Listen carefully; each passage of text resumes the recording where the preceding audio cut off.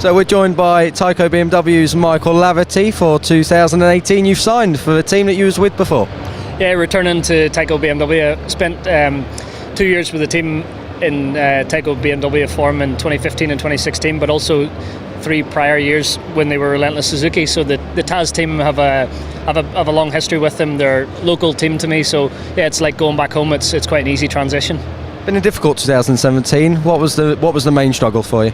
Very difficult. The frustrating thing was from day one I could see the huge potential in the bike and package and the team, and it was a mixture of 2 things. We started the season with a lot of chatter.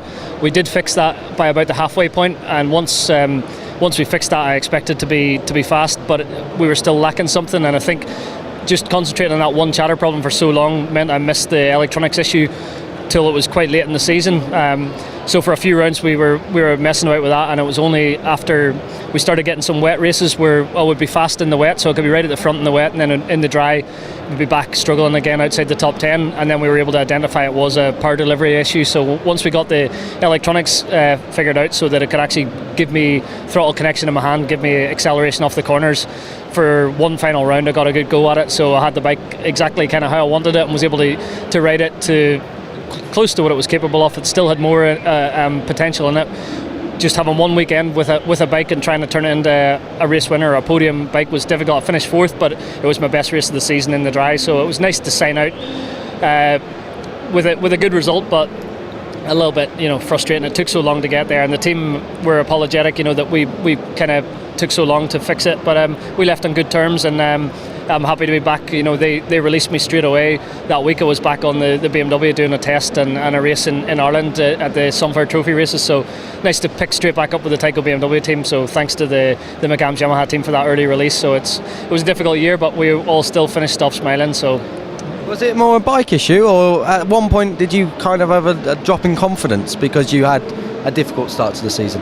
Yeah, you do lose confidence. A lot. We all have a certain ego in racing. You need that. You can be quietly confident, but you need that personal belief. And once you go like 3, 4, 5 rounds and you're saying the same problems and we're not finding solutions, then you start to go, perhaps it is me, especially when my teammate James was getting on better with the same equipment.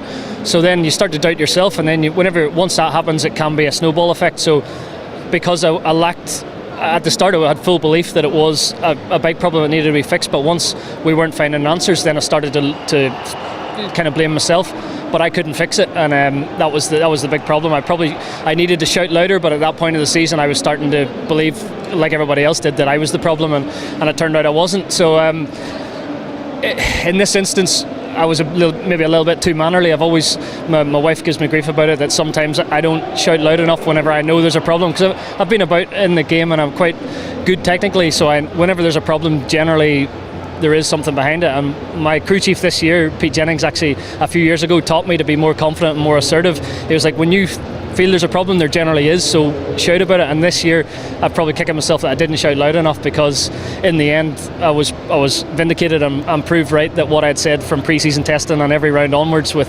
electronics and power delivery was the root of our problem. So yeah, that's the way it goes. It's you live and learn.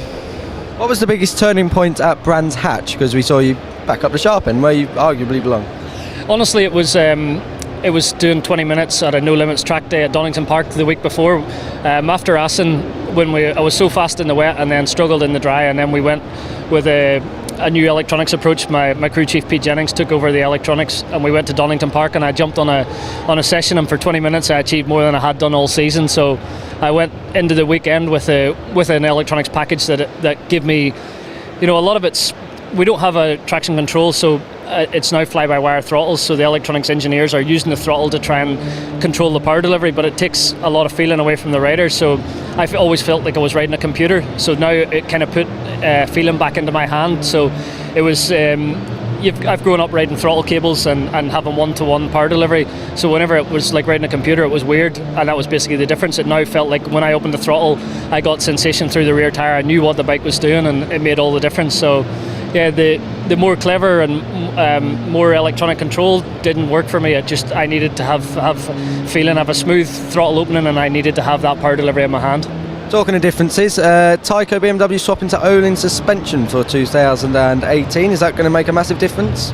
Well, at the minute, we haven't actually confirmed that. We've tested it. I run it at the Sunflower Trophy races in Ireland. I see that's the direction we're probably going to go, but I want to put the K-Tech that Tyco have run for the past 3 seasons as a proper back-to-back test against the Olins and possibly one other suspension brand as well, and back-to-back them all in testing, just to get a clear direction of the strengths of each and get a clear direction going forward, because the team have had the bike now 3 years on it. They've got a lot of different components, different links, different swing arms, and we need to reevaluate a lot of those things. So yeah, just need to get on track now. I've had that one test in Ireland and we got a bit of a clear direction, but it seemed to be a step forward from. I won a few races on the Tyco BMW in 2016, but at the second part of that season we struggled and couldn't quite put our finger on what the problem was, and it seems like they've improved those few areas where I struggled at the end of 16. So yeah, I think overall we've got the information to make it a consistent front running bike. That was our problem in 16. We won races, podiumed when it was a strong track, but at a difficult track we were having a tough time. I just missed the showdown that year at the very last day, and I think now that consistency is what we need, and that's what we need to work on over the winter. Showdown has to be your target for 2018? Yeah, definitely. With the Tyco BMW, I made the showdown in 2015, finished 4th in the championship. I was 4th all the way through 2016 until the very last race before the showdown cut off. So yeah, it was disappointing to miss it. But yeah, I'll just kind of draw a line through 2017, learn from my mistakes, and hopefully go back to where we finished off in 16. I believe we will. Going straight back to the Tyco team, it was easy, back with the same technicians I worked with, so I think we'll just continue on from there. So yeah, making that showdown spot, that's the clear goal. It's so tough now in BSB because a bad day is 14th, 15th. A lot of championships when you're at a top level team like Tyco BMW, they would have a technical advantage, but now every bike's capable of winning, so it's all about you, the rider and the crew, putting the pieces together to get that setup right, to make sure you're on the podium on each weekend. So you can't have off days, you can't have even an off practice day really hurts you. You'll get beaten up on race day, so making that consistency count, that's the key. Can you challenge for the championship? The likes of Shane Byrne, Josh Brooks, Leon Haslam, very close last year.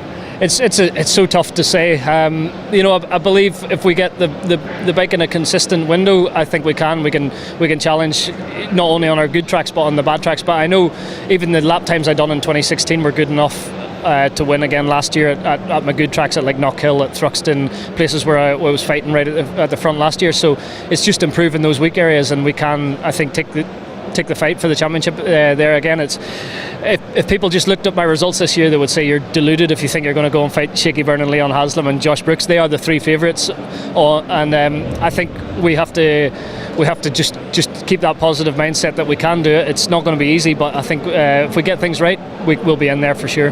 Michael Laverty, Tyco BMW, thank you for your time. All right, thank you.